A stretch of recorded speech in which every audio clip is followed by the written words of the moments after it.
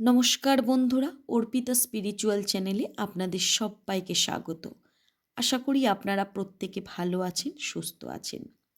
বন্ধুরা, আজ হলো পবিত্র একাদশী। আর আজ যে একাদশী সারা ভারতবর্ষ জুড়ে পালিত হচ্ছে, সেই একাদশীর নাম হলো মোক্ষদা একাদশী।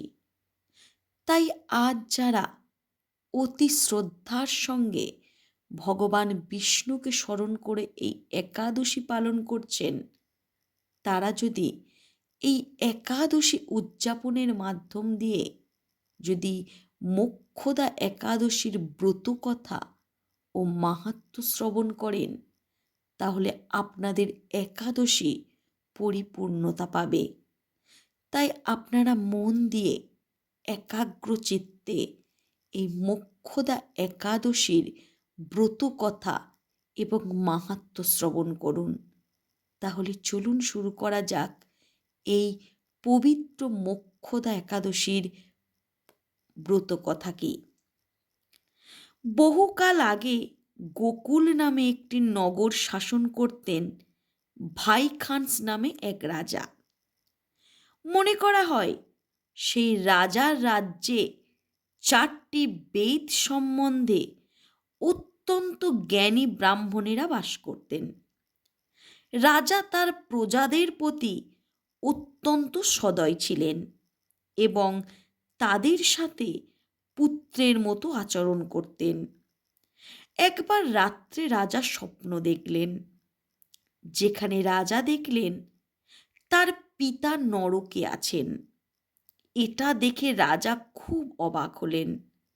সকাল হতে না হতেই রাজা তার বিদ্বান ব্রাহ্মণদের নিয়ে গেলেন এবং তাদের কাছে তার দেখা স্বপ্নের কথা বললেন। রাজা ব্রাহ্মণদের বললেন যে তিনি তার পিতাকে নরকে কষ্ট পেতে দেখে আমাকে বললেন, হে পুত্র, আমি নরকে আছি, আমাকে এখান থেকে মুক্ত করো। বাবার কাছ থেকে এই কথা শোনার পর থেকেই আমার মন খুব খারাপ, আমার মনটার অস্থিরও বটে। সেই স্বপ্নের পর থেকে আমি এই রাজ্যে পুত্র, নারী, হাতি, ঘোড়া, টাকা ইত্যাদি কোথাও সুখ অনুভব করতে পারছি না। দয়া করে বলুন, আমার কি করা উচিত?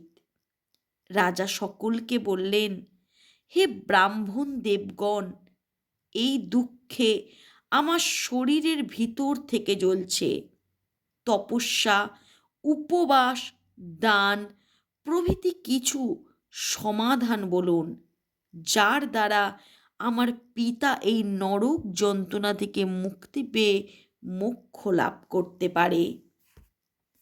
সাথে সাথে রাজা এও বললেন, যে সন্তানেরা তাদের পিতা মাতাকে বাঁচাতে পারে না, তাদের জীবন সম্পূর্ণ অর্থহীন। একটি চাঁদ যেমন সমগ্র পৃথিবীকে আলোকিত করে, তেমনি একজন শ্রেষ্ঠ পুত্র যে তার পিতা মাতাকে বাঁচাতে পারে, সে হাজারো মূর্খ পুত্রের চেয়ে উত্তম।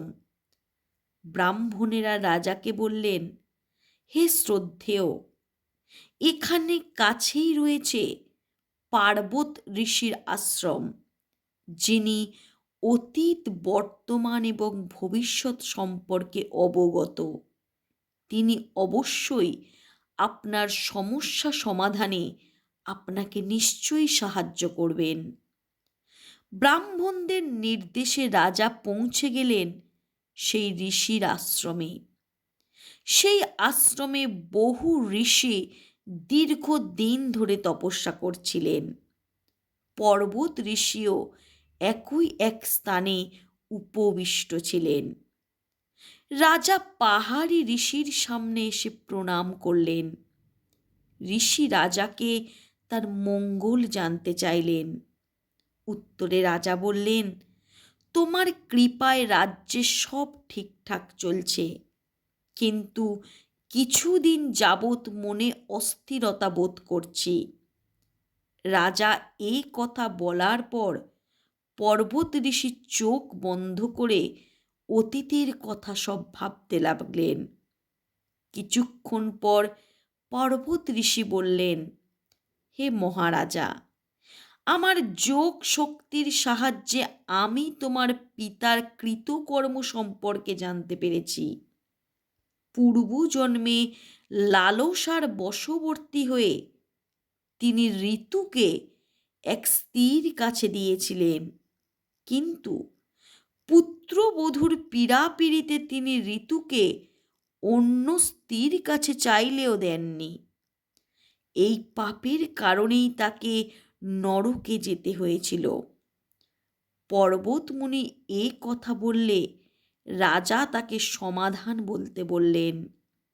তখন ঋষি বললেন, হে মহারাজ, পিতাকে নরক থেকে মুক্তি দিতে মার্গশীর্ষ একাদশীর উপবাস পালন করা উচিত।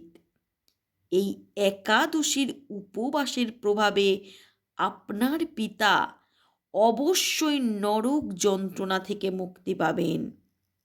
পর্বতমুনির পরামর্শে রাজা তার প্রাসাদে আসেন এবং তাঁর পরামর্শ অনুসারে তিনি সমস্ত পরিবার নিয়ে মার্গশীর্ষ একাদশী তথা মোক্ষদা একাদশীর উপবাস পালন করেন এবং তার সমস্ত পুণ্য তার পিতার উদ্দেশ্যে উৎসর্গ করেন। এই মোক্ষদা একাদশী উপবাস পালন করে পিতা মোক্ষ লাভ করেন এবং স্বর্গে যাওয়ার সময় বলেন, হে পুত্র, তোমার কল্যাণ হোক। এই বলে তিনি স্বর্গে চলে যান।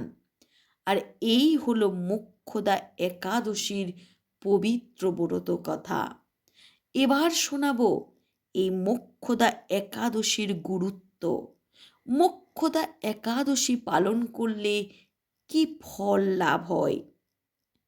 ধর্মরাজ যুধিষ্ঠির শ্রীকৃষ্ণকে বললেন, হে ভগবান, আমি মার্গশীর্ষ কৃষ্ণ একাদশী সম্বন্ধে বিশদভাবে শুনেছি, যা মোক্ষদা একাদশী নামে পরিচিত। কিন্তু এখন বলুন, মার্গশীর্ষ শুক্লপক্ষের একাদশীতে যে একাদশী পড়ে, এই একাদশীর নিয়ম কি? এই একাদশীর উপবাস করলে কি ফল লাভ করা যায়?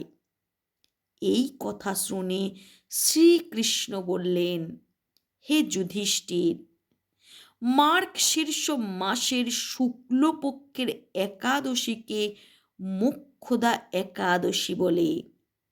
এমনটা বিশ্বাস করা হয় যে মোক্ষদা একাদশী উপবাস করলে মানুষ মোক্ষ লাভ করে এবং চিন্তামণির মতো সমস্ত ইচ্ছা পূরণ হয়।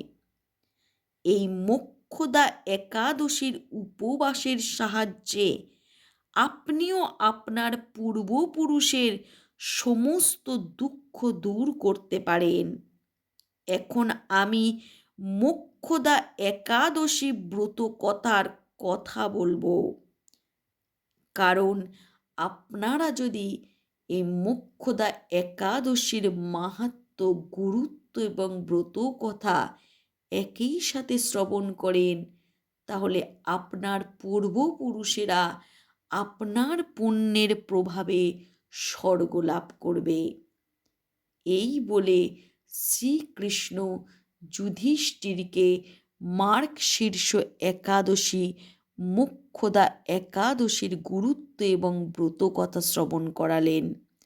তো বন্ধুরা, আজকে এই মার্গশীর্ষ একাদশী তথা মোক্ষদা একাদশী ব্রত কথা শ্রবণ করে আপনাদের কেমন লাগলো অবশ্যই আপনারা কমেন্ট করে জানাবেন। আর যারা নতুন, তারা আমার চ্যানেলটিকে সাবস্ক্রাইব করে অবশ্যই একবার জয় শ্রীকৃষ্ণ লিখে যাবেন। নমস্কার।